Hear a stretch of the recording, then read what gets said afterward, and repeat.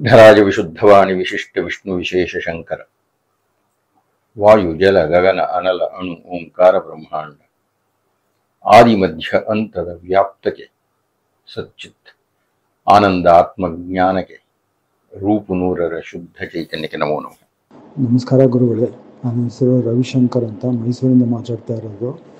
ಈ ವ್ಯಕ್ತಿಯ ಸತ್ತವರ್ಷದಲ್ಲಿ ಓನ ಮಾಸಿಕಗಳು ಅಂತಲೂ ಮಾಡ್ತಾರೆ. ರೆಗ್ಯುಲರಾಗಿ ಮಾಡುವಂಥ ಮಾಸಿಕ ತಿಂಗಳು ಮಾಡುವಂಥ ಮಾಸಿಕ ಜೊತೆಗೆ ಓನ ಮಾಸಿಕ ಅಂತಲೂ ಮಾಡ್ತಾರೆ. ಈ ಓನ ಮಾಸಿಕದ ವಿಶೇಷತೆ ಏನು? ಪ್ರತಿ ತಿಂಗಳು ಮಾಡುವಂಥ ಮಾಸಿಕಕ್ಕೂ ಮತ್ತು ಓನ ಮಾಸಿಕಕ್ಕೂ ಇರೋ ವಿಶೇಷತೆ ಡಿಫ್ರೆನ್ಸು ಏನು? ಮತ್ತು ಇನ್ನೊಂದೇನು ಅಂದರೆ, ಅದಕ್ಕೆ ಓನ ಮಾಸಿಕ ಮಾಡಬೇಕಾದ್ರೆ ಕೆಲವು ನಕ್ಷತ್ರಗಳು ಬೆಳ್ಜಾ ಇರುತ್ತೆ, ಕೆಲವು ದಿನಗಳು ಬೆಳ್ಜಾ ಇರುತ್ತೆ, ಮತ್ತು ಕೆಲವುದು ಕಂಡೀಷನ್ಗಳಿದೆ ಅಂತ ಹೇಳ್ತಾರೆ. ಅದು ಏನು ಅಂತ ದಯಮಾಡಿ ತಿಳಿಸ್ಕೊಡಿ. ಸನ್ಮಾನ್ಯ ರವಿಶಂಕರ್ ಹಾಗೂ ಆಸಕ್ತರಾಗಿರ್ತಕ್ಕಂಥ ಹಲವು ಮಂದಿ ಬಹಳ ಜನ ದೂರವಾಣಿ ಮಾಡಿ ಮಾತಾಡ್ತಾ ಇದ್ದೀರಿ. ನಿಮ್ಗೆ ತುಂಬ ಇಷ್ಟವಾಗಿರ್ತಕ್ಕಂಥ ಕಾರ್ಯಕ್ರಮ ಅಂತ ಬಹಳ ಜನ ಪ್ರತಿಕ್ರಿಯೆಯನ್ನು ಕೊಡ್ತಾ ಇದ್ದೀರಿ. ಪ್ರೇತದ ಪ್ರಯಾಣವನ್ನು ಕುರಿತು ಮಾತಾಡಿದ್ದೀವಿ. 2 ತಿಂಗಳುಗಳು ಮುಕ್ತಾಯ ಆಗಿದೆ. 60ನೇ ದಿವಸದ ಕೊನೆಯಲ್ಲಿ ನಗೇಂದ್ರ ಭವನದಲ್ಲಿ ಅದಕ್ಕೆ ದ್ವಿತೀಯ ಮಾಸಿಕದ ಪಿಂಡ ಪ್ರದಾನ ಆಗಿದೆ. ಮುಂದೆ ಹೊರಡಲಿಕ್ಕೆ ಒಂದು ಆಪತ್ತು ಬಂತು ಅಂತ ಹೇಳಿ ನಾವು ನಿಲ್ಲಿಸಿ. ಏನು ಮುಂದೆ ಬಂದಿದ್ದ ಆಪತ್ತು ಅಂದರೆ, ಮುಂದೆ ಪ್ರಯಾಣ ಮಾಡಲೇಬೇಕು. ನೀವು ಯಾವ ಆಪತ್ತು ಬರಲಿ, ಏನೇ ಕಷ್ಟ ಬರಲಿ, ಎಷ್ಟೇ ತೊಂದರೆ ಆಗಲಿ, ಪ್ರಯಾಣವೇ. ಅದು ಮಾಡದಂದ್ರೆ ಎಳ್ಕೊಂಡು ಹೋಗ್ತಾರೆ. ಏನು ಎದುರಾಯಿತು ಅಂದರೆ, ಹಸಿಪತ್ರ ವನ ದೊಡ್ಡದಾಗಿದೆ, ಸುಮಾರು ಮೈಲುಗಳಿದೆ. ಅದು ಒಂದು ತೋಟ. ಅದು ತೋಟದಲ್ಲಿ ಇರತಕ್ಕಂಥ ಮರ ಗಿಡಗಳಲ್ಲಿ ಎಲೆಗಳಿರಲ್ಲ, ಬರೀ ಕತ್ತಿಗಳಿರುತ್ತೆ, ಚಾಕುಗಳಿರುತ್ತೆ, ಚೂರಿಗಳಿರುತ್ತೆ, ಹರಿತವಾದ ಅಲಗಿನ ಲೋಹದ ಆಯುಧಗಳಿರುತ್ತೆ. ಅದ್ರೊಳಗೆ ಹೋಗ್ಲೇಬೇಕು, ಅದರ ಮಧ್ಯೆ ಹೋಗ್ಲೇಬೇಕು. ಹಾಗೆ ಹೋದಾಗ ಆ ಕತ್ತಿಗಳು ನಿಮ್ಮನ್ನು ಕತ್ತರಿಸುತ್ತದೆ, ಗಾಯ ಮಾಡುತ್ತೆ, ಎಳೆಯುತ್ತೆ. ಹೀಗೆ ಎಳೆಯುತ್ತಾ ಇದ್ದಾಗ ರಕ್ತ ಬರುತ್ತೆ, ಯಾತನೆ ಆಗುತ್ತೆ, ಗೋಳಾಡ್ತೀರಿ. ಏನ್ ಮಾಡೋದೀಗ? ಆಗಲಿಂದಲೂ ಹೇಳ್ಕೊಂಡು ಬಂದಂತೆ, ಇಲ್ಲಿ ನೀವು ವಸ್ತ್ರದಾನವನ್ನು ಮಾಡುತ್ತೀರಿ ಅಂತ ಇಟ್ಕೊಳ್ಳೋಣ, ಅಥವಾ ಗೃಹದಾನವನ್ನು ಮಾಡುತ್ತೀರಿ ಅಂತ ಇಟ್ಕೊಳ್ಳೋಣ. ಅದು ನಿಮಗೆ ರಕ್ಷಣೆಯನ್ನು ಕೊಡುತ್ತದೆ. ವಸ್ತ್ರದಾನವನ್ನು ಮಾಡಿದರೆ ಅಲ್ಲಿ ಆ ವನದೊಳಗೆ ಪ್ರವೇಶ ಮಾಡುವಾಗ ಇಲ್ಲಿ ನೀವು ವಸ್ತ್ರಗಳನ್ನು ದಾನ ಮಾಡಿದ್ದರೆ ಅವು ವಜ್ರ ಕವಚಗಳಂತೆ ನಿಮ್ಮನ್ನು ಆವರಿಸುತ್ತದೆ. ಹೀಗಾಗಿ 2ನೆಯ ತಿಂಗಳಿನ ನಂತರ 3ನೆಯ ತಿಂಗಳಿನ ತನಕ ಆತ ಅಂದ್ರೆ ಆ ವ್ಯಕ್ತಿ, ಆ ಆತ್ಮ, ಆ ಪ್ರೇತ, ಅದು ಗಂಧರ್ವ ಪಟ್ಟಣದ ತನಕ ಹೋಗ್ತಾ ಇರುತ್ತೆ. ಸೌಮ್ಯಂ, ಸೌರಿಪುರಂ, ಆ 2 ಊರುಗಳನ್ನು ಮುಗಿಸಿಕೊಂಡು ನಗೇಂದ್ರ ಭವನವನ್ನು ಬಿಟ್ಟು ಗಂಧರ್ವ ಪಟ್ಟಣಕ್ಕೆ ಹೋಗುತ್ತೆ. 3ನೆಯ ತಿಂಗಳಿನ ಹೊತ್ತಿಗೆ ಹಸಿಪತ್ರವನವನ್ನು ದಾಟಿ ಗಂಧರ್ವ ಪಟ್ಟಣಕ್ಕೆ ಹೋಗುತ್ತೆ. ಯಥಾ ಪ್ರಕಾರ ಬಾಯಾರಿಕೆ, ಯಥಾ ಪ್ರಕಾರ ಸುಸ್ತು, ಯಥಾ ಪ್ರಕಾರ ಹಸಿವು. ಆಗ ಇಲ್ಲಿ 3ನೆಯ ಮಾಸಿಕವನ್ನು ಅವನು ಉತ್ತರಾಧಿಕಾರಿ ಮಾಡ್ತಾನೆ. ಅಂದ್ರೆ ಗಂಧರ್ವ ಪಟ್ಟಣದಲ್ಲಿ 3ನೆಯ ಮಾಸಿಕವನ್ನು ಮಾಡಿದಾಗ ಆತನಿಗೆ ಆಹಾರ ಸಿಗುತ್ತೆ, ನೀರು ಸಿಗುತ್ತೆ. ಅದರಿಂದ ಸ್ವಲ್ಪ ಚೇತರಿಸಿಕೊಂಡು ಮುಂದಕ್ಕೆ ಪ್ರಯಾಣ ಮಾಡ್ತಾನೆ. ಮುಂದಕ್ಕೆ ಪ್ರಯಾಣ ಮಾಡಿದಾಗ 1 ತಿಂಗಳು ಕಾಲ ಪ್ರಯಾಣ ಮಾಡ್ತಾ ಇದ್ರೆ ಮಹಾ ಕ್ಲಿಷ್ಟಕರವಾಗಿರತಕ್ಕಂಥ ವಾತಾವರಣ. ತೆವಳ್ಕೊಂಡು ಹೋಗ್ತಾನೆ ಅಂತೆಲ್ಲ ವರ್ಣನೆ ಬರುತ್ತೆ. ಯಾಕೆ ಅಂದ್ರೆ ಶೈಲಾಗಮವು, ಕಲ್ಲುಗಳ ಮಳೆ ಮೇಲಿಂದ ಬೀಳ್ತಾ ಇದೆ. ಸೂರ್ಯನ ಪ್ರಖರವಾದಂತಹ ಬಿಸಿಲು ಸುಡ್ತಾ ಇರುತ್ತೆ. ಕಾಲ ಕೆಳಗೆ ಮುಳ್ಳಿದ್ದೇ ಇರುತ್ತೆ.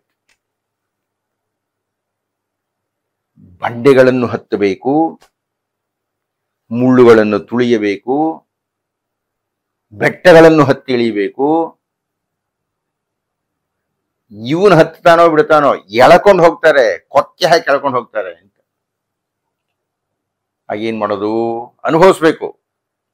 ಅದನ್ನು ತಪ್ಪಿಸಿಕೊಳ್ಳಬೇಕಾಗಿದ್ದರೆ ಛತ್ರದಾನವನ್ನು, ಪಾದರಕ್ಷೆಯ ದಾನವನ್ನು ಇಲ್ಲಿ ಮಾಡಿರಬೇಕು. 4ನೆಯ ತಿಂಗಳಿಗೆ ಮುನ್ನ ಇಲ್ಲಿ ಅಂತಹ ದಾನಗಳನ್ನ ಅವನ ಮಗನಾಗಿರ್ತಕ್ಕಂಥವನು, ಉತ್ತರಾಧಿಕಾರಿಯಾಗಿರ್ತಕ್ಕಂಥವನು ಮಾಡ್ತಾನೆ. ಅಥವಾ ಪ್ರಾರಂಭದಲ್ಲೇನೆ ದಶದಾನಗಳು ಅಂತ ಕೊಡ್ತೀವಲ್ಲ, ಆಗಲೇನೆ ಇವುಗಳನ್ನೆಲ್ಲ ಊಹೆ ಮಾಡಿ ದಾನಗಳನ್ನು ಕೊಡಿಸ್ತಾರೆ. ಎಲ್ಲದಕ್ಕಿಂತ ಉತ್ತಮ ಪಕ್ಷ ಅಂದ್ರೆ ನಾನು ಮೊದಲನೇ ಬಾರಿ ಹೇಳಿದ ಹಾಗೆ, ವ್ಯಕ್ತಿ ತಾನು ಸಾಯುವುದಕ್ಕಿಂತ ಮುನ್ನ ಇಂಥದ್ದನ್ನೆಲ್ಲ ದಾನ ಮಾಡಬೇಕು. ಆವಾಗ ಮಗ ಮಾಡ್ತಾನೋ ಇಲ್ವೋ, ಆಗುತ್ತೋ, ಈ ಸಂದೇಹವೇ ಇರೋದಿಲ್ಲ. ಹೀಗಾಗಿ 4ನೆಯ ತಿಂಗಳಿನ ಹೊತ್ತಿಗೆ ಶೈಲಾಗಮವು ಬಂಡೆಗಳು ಇರತಕ್ಕಂಥ ಬೆಟ್ಟವನ್ನು ಹತ್ತಿ ಹಿಡಿದು 4ನೇ ತಿಂಗಳಲ್ಲಿ ಸುಸ್ತಾಗಿ ಕೂತ್ಕೊಳ್ಳಿದೆ. ಆಗ 4ನೆಯ ತಿಂಗಳಿನಲ್ಲಿ ಇಲ್ಲಿ ಮಾಸಿಕ ಶ್ರಾದ್ದವನ್ನು ಮಾಡಿ 4ನೆಯ ಪಿಂಡ ಪ್ರದಾನವನ್ನು ಮಾಡಲಾಗುತ್ತದೆ. ಅಲ್ಲಿಂದ ಮತ್ತೆ ಪ್ರಯಾಣ ಶುರು. ಕ್ರೌಂಚಂ, ಕ್ರೌಂಚಪುರ ಅಂತ ಒಂದಿದೆ. ಆ ಕ್ರೌಂಚಪುರದ ಹತ್ತಿರಕ್ಕೆ 1 ತಿಂಗಳ ತನಕ ಓಡಿ ಓಡಿ ಹೋಗಿ ಹೋಗಿ ಸುಸ್ತಾಗಿ ಕೂತ್ಕೊಳ್ಳುತ್ತೆ. 5ನೆಯ ತಿಂಗಳಿನ ಕೊನೆಯ ಹೊತ್ತಿಗೆ ಆ ಪ್ರೇತ ಕ್ರೌಂಚಪುರವನ್ನು ಸೇರುತ್ತದೆ. ಈಗಲೇ ಮತ್ತೆ ಹೇಳ್ಬೇಕಾಗಿಲ್ಲ, ಅದಕ್ಕೆ ಬಹಳ ಕಷ್ಟ ಇರುತ್ತೆ, ಬಾಯಾರಿಕೆ ಇರುತ್ತೆ, ಹಸಿವಾಗಿರುತ್ತೆ ಇತ್ಯಾದಿ. ಇಲ್ಲಿ ನಾವು 5ನೆಯ ತಿಂಗಳಿನಲ್ಲಿ ಕ್ರೌಂಚಪುರದಲ್ಲಿ ಅದು ಇದ್ದಾಗ 5ನೆಯ ಮಾಸಿಕವನ್ನು ಮಾಡುತ್ತೇವೆ. 5ನೆಯ ತಿಂಗಳಿನ ಪಿಂಡ ಪ್ರದಾನ ಮಾಡುತ್ತೇವೆ. ಆಮೇಲೆ ಅದು ಶಕ್ತಿಯನ್ನು ಸಂಪಾದಿಸಿಕೊಂಡು ಮತ್ತೆ ಮುಂದುವರಿಯುತ್ತೆ. ಹೋಗುತ್ತೆ ಹೋಗುತ್ತೆ ಹೋಗುತ್ತೆ ಹೋಗುತ್ತೆ ಹೋಗುತ್ತೆ 15 ದಿವಸಕ್ಕೆ ಸುಸ್ತಾಗುತ್ತೆ. ಅಂದರೆ 6 ತಿಂಗಳು ಇನ್ನೂ ಆಗಿಲ್ಲ. 6 ತಿಂಗಳಾಗೋದಕ್ಕೆ ಇನ್ನೂ 15 ದಿವಸ ಇದೆ. ಸುಸ್ತಾಗಿಬಿಟ್ಟಿದೆ ಇದು. ಕ್ರೂರಪುರದ ದಾರಿಯಲ್ಲಿದೆ ಇದು. ಕ್ರೂರಪುರವನ್ನು ಸೇರಿ ಕ್ರೌಂಚಂ ಕ್ರೂರಪುರಂ, ಆನಂತರ ವಿಚಿತ್ರ ಭವನಂ. ಈ ಕ್ರೂರಪುರಕ್ಕೆ ಹೋಗುವಷ್ಟೊತ್ತಿಗೆ ಹೆಸರೇ ಕ್ರೂರ ಅಂತ, ಕ್ರೌರ್ಯವಾಗಿರತಕ್ಕಂಥವ್ರು ಓಡಾಡ್ತಾ ಇದ್ದಾರೆ. ಅವರನ್ನು ನೋಡಿ ಹೆದರಿಕೆ ಆಗುತ್ತೆ. ಯಾಕೆಂದ್ರೆ ಅದ್ರ ಮುಂದೆ ಬರತಕ್ಕಂಥದ್ದು ವಿಚಿತ್ರ ಭವನ ಅಂತ, ಅಲ್ಲಿ ಯಮಧರ್ಮರಾಯನ ತಮ್ಮ ಇದ್ದಾನೆ ಅಂತ ಅವನು ನೋಡಿದ್ರೆ ಮಹಾಘೋರ ರೂಪ ಆತ. ಈ ಕ್ರೂರಪುರಕ್ಕೆ ಹೋಗಿ ಬಿಡುತ್ತೆ, ಸುಸ್ತಾಗಿ ಬಿಡುತ್ತೆ. ಆಗ 5.5 ತಿಂಗಳು ಅಂದ್ರೆ 6 ತಿಂಗಳಿಗೆ ಸ್ವಲ್ಪ ಮುಂಚೆ ಊನ ಷಾಣ್ಮಾಸಿಕ, ಇದು ನಾವು ನೋಡ್ತಾ ಇರತಕ್ಕಂಥ 2ನೆಯ ಊನ ಮಾಸಿಕ. ಮೊದಲನೇದು 45ನೆಯ ದಿವಸದಲ್ಲಿ ನೋಡಿದ್ದೇವೆ ಊನಮಾಸಿಕ. ಇದು 2ನೆಯ ಬಾರಿ ಬರತಕ್ಕಂಥದ್ದು ಷಾಣ್ಮಾಸಿಕ, ಅಂದ್ರೆ 6ನೆಯ ತಿಂಗಳು. ಆ 6ನೆಯ ತಿಂಗಳಿಗೆ ಮುಂಚೆ ಬರತಕ್ಕಂಥದ್ದು ಊನ ಷಾಣ್ಮಾಸಿಕ, ಅಂದ್ರೆ 5.5 ತಿಂಗಳ ಸುಮಾರಿನಲ್ಲಿ ಮಾಡ್ತಕ್ಕಂಥದ್ದು.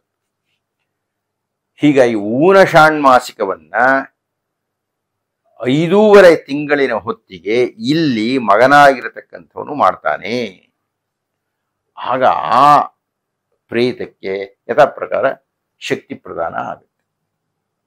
ಶಕ್ತಿಯನ್ನು ಕೇಂದ್ರೀಕರಿಸಿಕೊಂಡು ಮತ್ತೆ ಮುಂದಕ್ಕೆ ಹೋಗುತ್ತೆ. ಬಹಳ ಭೀಕರವಾಗಿರತಕ್ಕಂಥ ಒಂದು ಪಟ್ಟಣ, ವಿಚಿತ್ರ ಭವನಂ.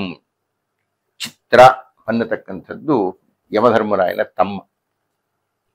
ಅವನು ಅಲ್ಲಿರ್ತಾನೆ. ಅವನು ನೋಡಿ ಪ್ರೇತ ಹೆದರ್ಕೊಂಡು ನಡುಕೊಂಡು ಎಲ್ಲ ಬಚ್ಚಿಟ್ಕೊಳ್ಳುತ್ತಂತೆ.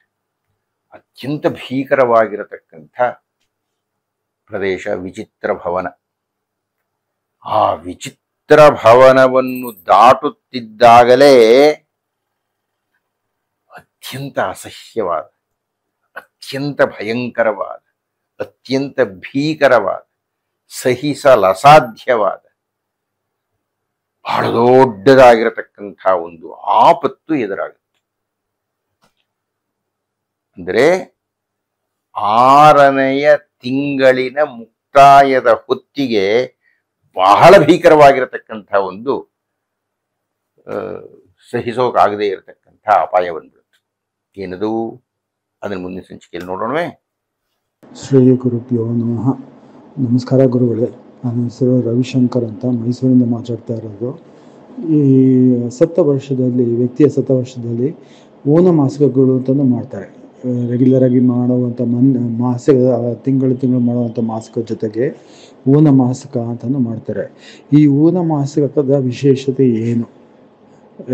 ಪ್ರತಿ ತಿಂಗಳು ಮಾಡುವಂಥ ಮಾಸಿಕಕ್ಕೂ ಮತ್ತು ಓನ ಮಾಸಿಕಕ್ಕೂ ಇರೋ ವಿಶೇಷತೆ, ಡಿಫ್ರೆನ್ಸು ಏನು?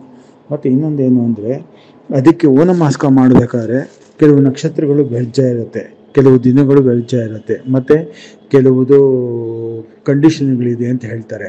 ಅದು ಏನು ಅಂತ ದಯಮಾಡಿ ತಿಳಿಸ್ಕೊಡಿ.